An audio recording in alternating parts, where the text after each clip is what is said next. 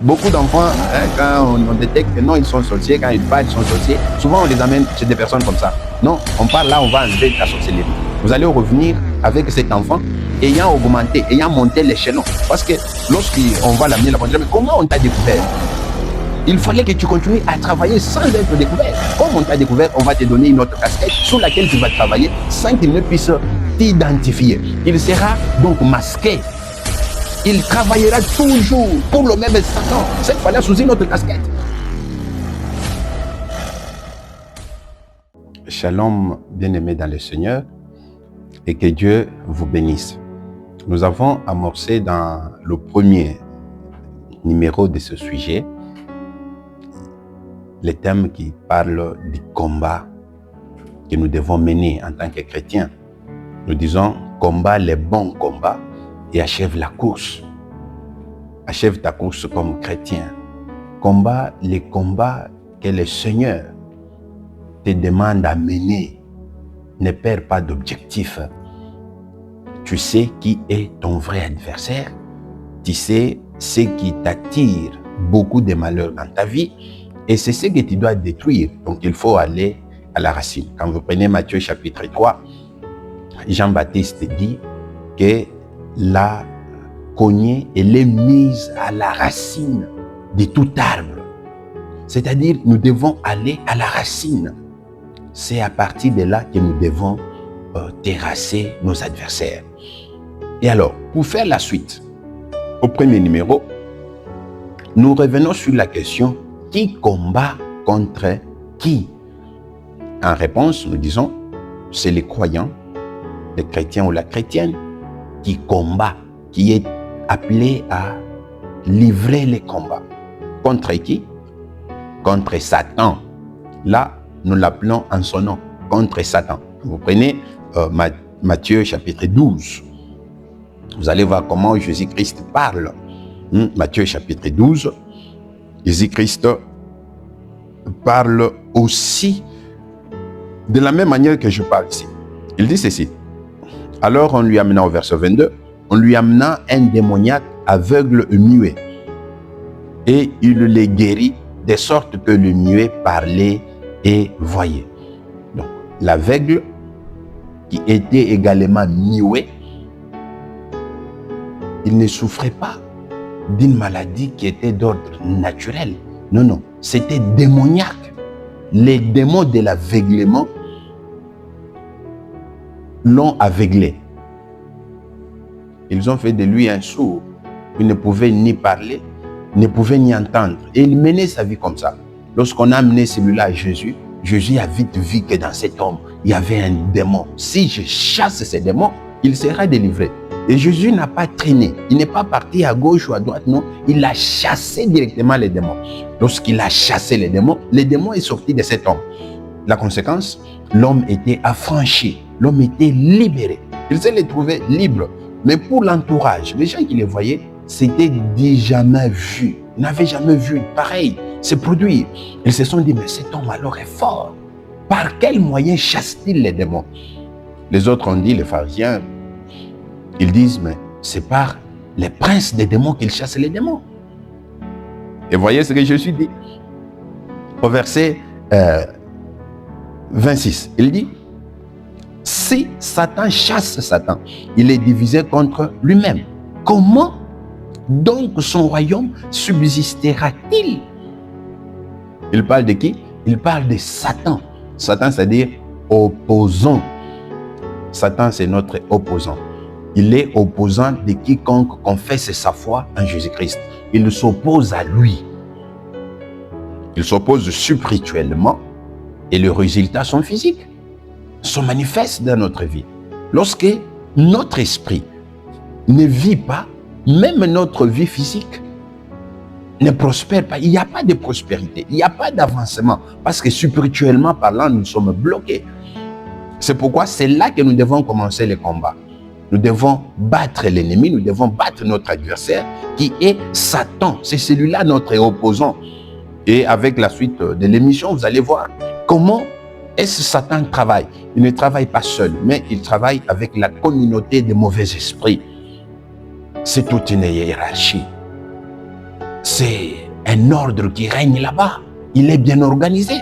Et Satan ne peut pas chasser un autre Satan. Donc Jésus n'était pas rempli de mauvais esprits pour qu'il chasse un autre mauvais esprit. C'est là que je vais dire. Un enfant est animé par un esprit de la sorcellerie. Comme cet enfant est sorcier, vous le prenez, vous l'amenez chez un praticien, un tradipraticien, ou peut-être un marabout, un magicien quelque part, pour dire non, il va aller délivrer cet enfant de la sorcellerie. C'est pratiquement impossible.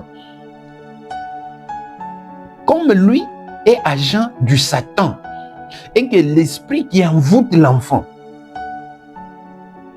c'est l'esprit du même Satan. Comment alors Satan chassera-t-il un autre Satan? Comment Satan va-t-il engouffrer un autre Satan? C'est difficile.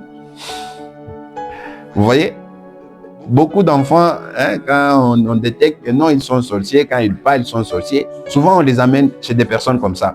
Non, on parle là, on va enlever la sorcellerie. Vous allez revenir avec cet enfant ayant augmenté, ayant monté l'échelon. Parce que lorsqu'on va l'amener là-bas, on dit, mais comment on t'a découvert?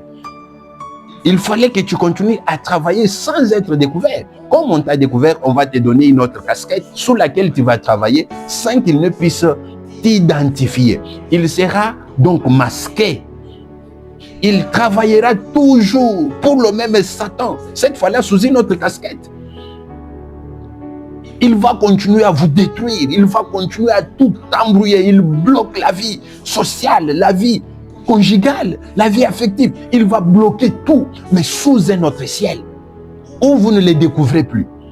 Et là, on vous dit, papa, depuis que vous avez amené votre enfant, est-il encore sorcier? Ah non, en tout cas, pendant ce temps, ça va, mais il y a un autre domaine de la vie qui n'évolue plus. Vous n'avez pas le temps de dire que c'est lui. Parce que vous l'aviez découvert et vous êtes allé vers un autre qui l'a renforcé, qui lui a donné un niveau supérieur. Et vous l'amenez chez quelqu'un pour dire, non, voilà, comme il a pris des fétiches et que ça commence à compliquer, il faut l'amener chez quelqu'un d'autre qui avait des fétiches, alors il saura comment arranger. Mais écoutez, on ne saura pas arranger. Hein. C'est comme de l'exorcisme. Vous voyez que j'ai touché cet exemple. Exorciser quelqu'un, c'est-à-dire prendre l'esprit qui est dans quelqu'un, l'engouffrer. On prend l'esprit dans quelqu'un, on l'engouffre dans une pomme, on l'engouffre dans un arbre, on peut l'engouffrer dans quelque chose dans la maison, on prend un esprit, on met là. Mais lorsqu'on prend cet esprit, on le met là. C'est pour combien de temps?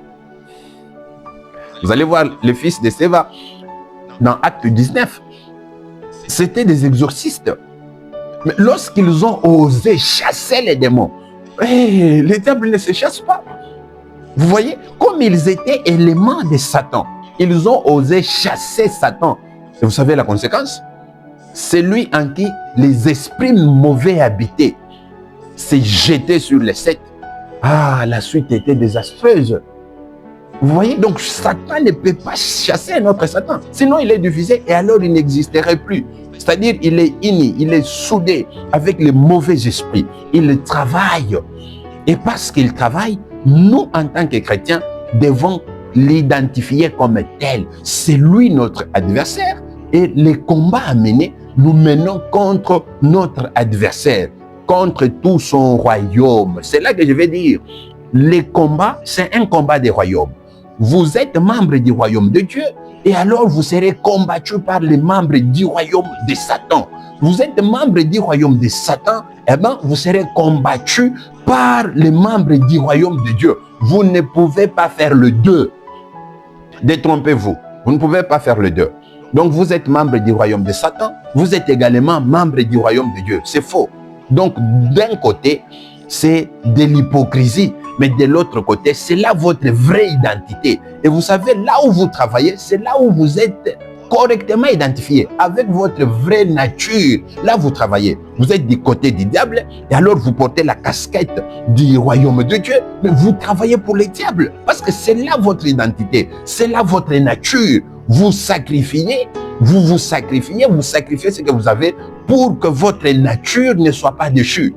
Alors vous êtes de la nature de Dieu, eh bien combattez contre les royaumes des ténèbres, combattez contre Satan et tout son gouvernement. Vous allez voir, La nature du combat que nous avons, c'est un combat spirituel. C'est ça le combat que nous avons. Un combat spirituel. Ce n'est pas un combat charnel.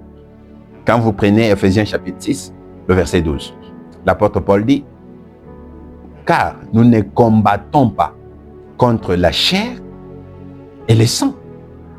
Vous voyez, le combat n'est pas charnel. Mais ce que nous faisons souvent dans nos églises, dans nos réunions, on dirait, le diable a apporté un esprit d'aveuglement spirituel. Il aveugle les gens. Et lorsque spirituellement nous sommes aveuglés, nous commençons à livrer les mauvais combats. L'apôtre Paul dit, nous ne combattons pas contre la chair et le sang, mais c'est contre les puissances spirituelles, structurées, organisées. Il y a des généraux, il y a les commandos, il y a des principautés, il y a. C'est bien structuré, il y a toute une hiérarchie. Et les combats que nous avons, nous menons contre ces puissances spirituelles. Mais comment ces puissances spirituelles œuvrent-elles? Je donne un exemple. Jésus parle de sa mort qu'il attendait à Jérusalem. Que je dois partir à Jérusalem. Je serai livré entre les mains de païens. Les chefs religieux vont me livrer. Je serai fouetté jusqu'à être crucifié. Pierre qui était à côté, il dit, loin de toi Seigneur, cela ne peut pas t'arriver. Qu'est-ce que le Seigneur a identifié en lui? Il le regarde, il ne l'appelle pas Pierre, mais il dit, arrière de moi, Satan. Pourquoi il a appelé Pierre Satan? Ce n'était pas la chair de Pierre qui était devenue Satan, mais Satan s'était incarné dans Pierre. Il a utilisé Pierre comme instrument. C'était un esprit qui est entré dans Pierre. Et Jésus n'a pas combattu Pierre, non, il a combattu contre l'esprit qui était dans Pierre. Il l'a identifié, arrière de moi, Satan. C'est ce que l'Église aussi doit faire. L'Église doit faire ça. Nous ne devons pas perdre donc l'objectif. C'est quoi notre cible? Nous devons avoir des cibles.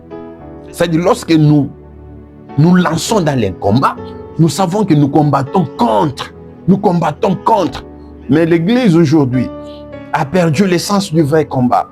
Lorsque quelqu'un dans la famille est sorcier, au lieu de combattre contre l'esprit de la sorcellerie qui anime celui-là, dans le but de détruire la famille, le mariage des gens, la fécondité, les activités qu'on sort, au contraire, cet aveuglement spirituel pousse les gens à combattre contre la chair. C'est celui-là maintenant qui est sujet d'insultes, qui est sujet de critiques, qui est sujet de moqueries, tout ça, tout ça.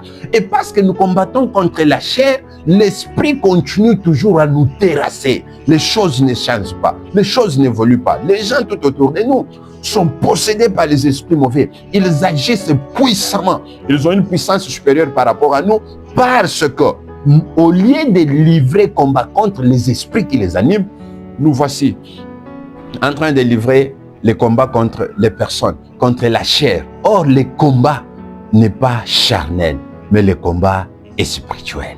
Que Dieu vous bénisse. Réalisé par Memoranda Marketing et PIB.